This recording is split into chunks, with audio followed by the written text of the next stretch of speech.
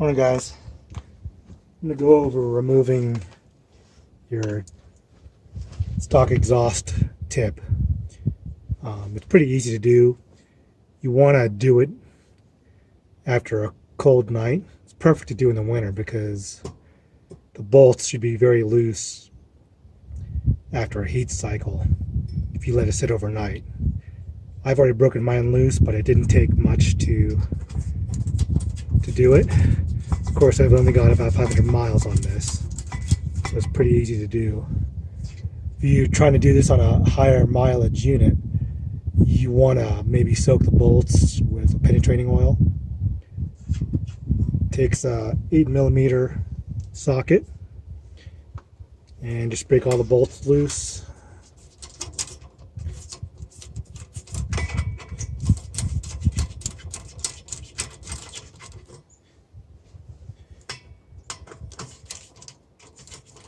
And what you might want to do beforehand is, if you think yours are going to be stubborn, buy some replacement bolts beforehand. And I'll see if I can get the specs for the stock bolt size and the thread.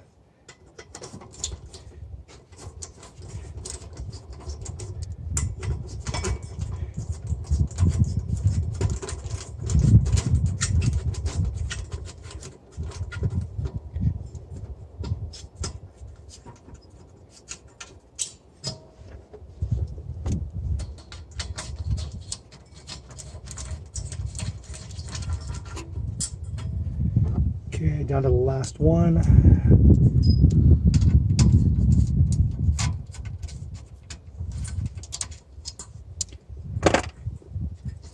Just take it out by hand. And here we go.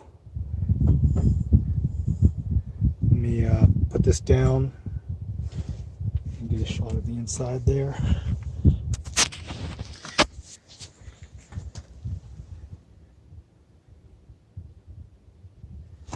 And here's the tip that came off. And that's a spark arrestor. And after so many miles, you want to check this and clean it. Just take a light brush and or solvent and just make sure you let it fully dry if you decide to use a solvent to clean it.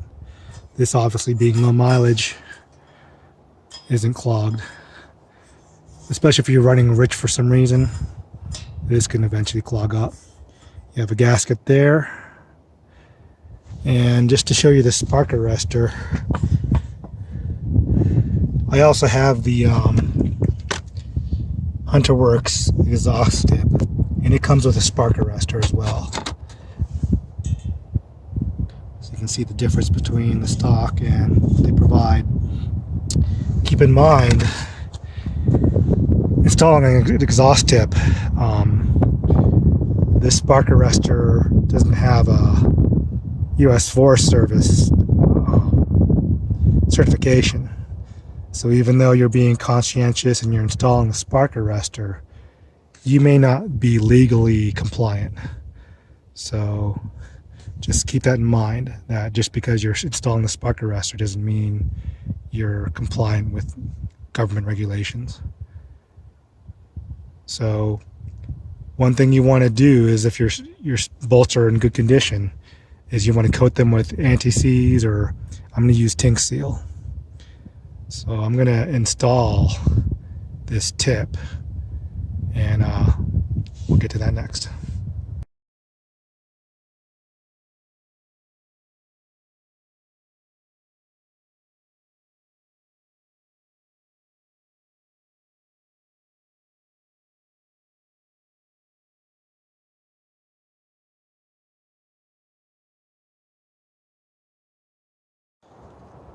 Okay, so I'm going to install the Hunterworks exhaust tip.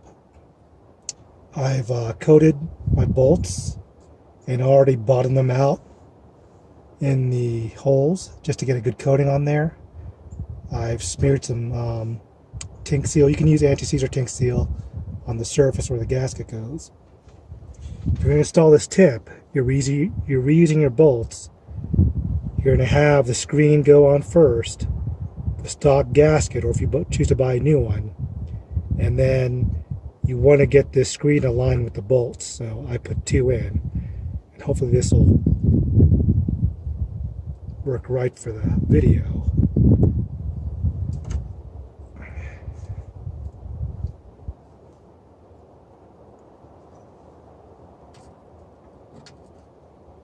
Let's get the bottom positioned here.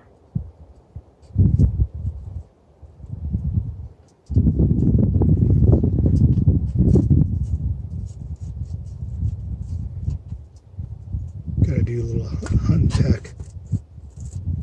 Okay.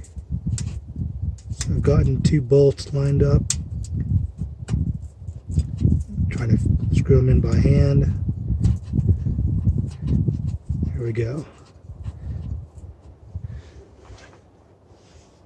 Snug these up a little bit. Don't do them too tight, just snug them up. And then get your other bolts installed.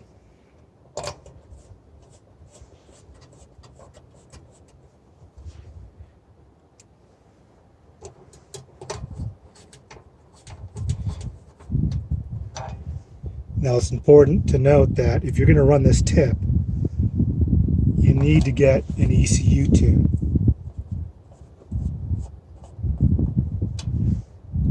Because the RMAX 1000 runs pretty lean, leaner than the 850. If you had this tip, which this tip by the way works on the 850, but the 850 ran a little bit richer than the 1000 does. So you could get away with putting this tip on without a tune. With this tip, it's highly recommended you run an ECU tune to richen it up.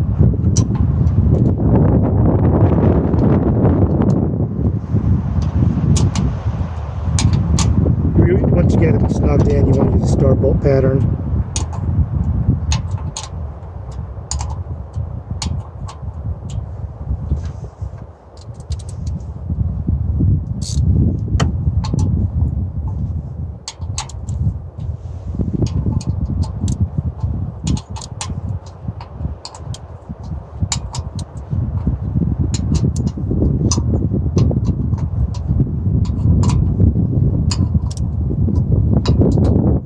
Since I don't have a tune, I'm not going to really run this for any length of time. I'm just going to start it up to get a sound test and then remove it until the tune's available. If it turns out to be too loud, I may not leave it installed. But there she is. There's your spark arrestor. Once again, this isn't US Forest Service approved, so keep that in mind. And next I'll try and do a sound test.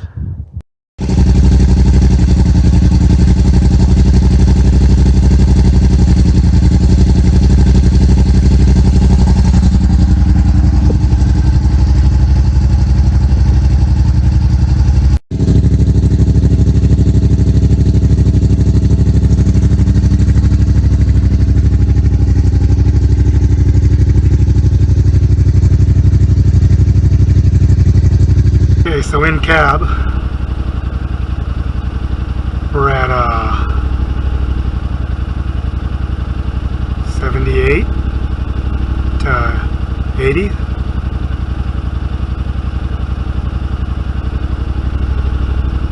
I shut my mouth, it's about 78.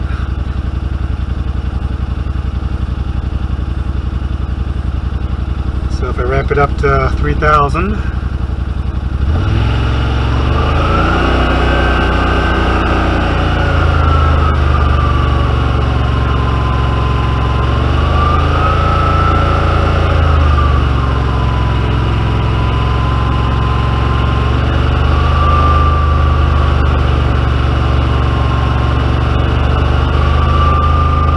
about 83.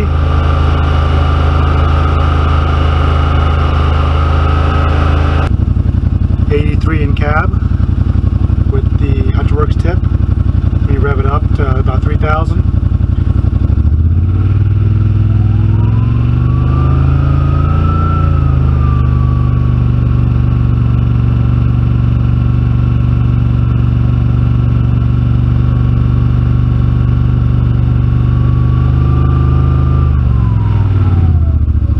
Keep in mind, this is a stock tune.